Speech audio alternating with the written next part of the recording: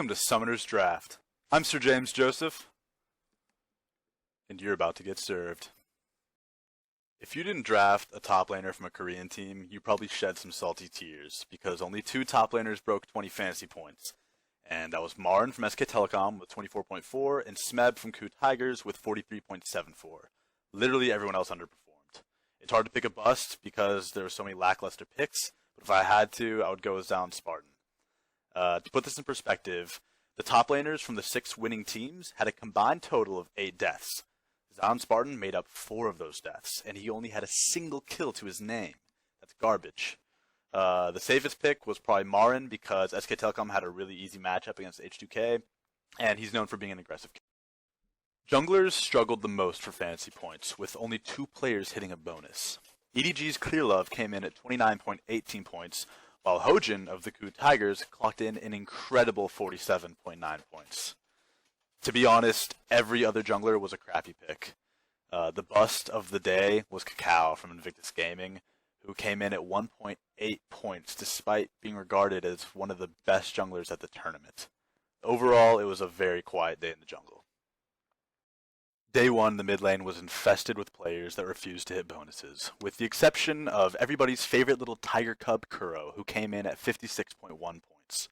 The runner-up, who wasn't even close to that, was Pobelter at 27.94 points.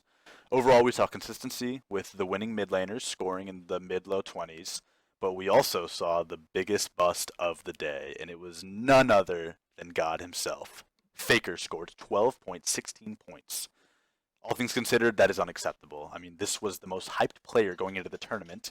He's arguably the best player of all time, and he was the most expensive player you could draft in your lineup. So if you avoided the Faker bait, good on ya. If you took the Faker bait, shame on ya. AD carry was, as expected, the most successful position in terms of fantasy points. Out of the 6 winning teams, 4 of the top scorers were AD carries. Now, this was a position dominated by 2 players in particular. Deft from EDG scored 31.54 points, while Prey from Ku Tigers scored 51.86 points. As long as you drafted an AD carry from a winning team, such as Sneaky or Reckles or Bang, then you did fine. But the big winners were the people that drafted either Deft or Prey.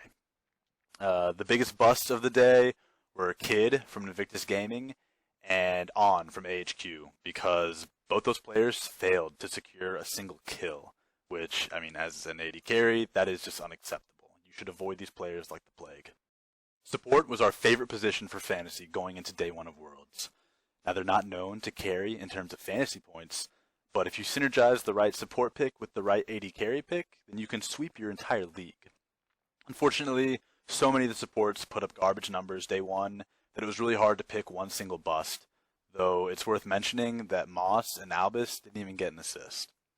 The top scoring supports were Mako from EDG with 28.4 points, and Gorilla from Ku Tigers with 37 points.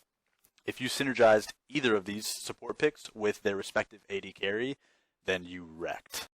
That wraps up my fantasy analysis of day 1. Thanks for watching the video. Please like, share, subscribe, and we'd love to hear from you, so leave your comments in the section below. I'm Sir James Joseph, and you've been served.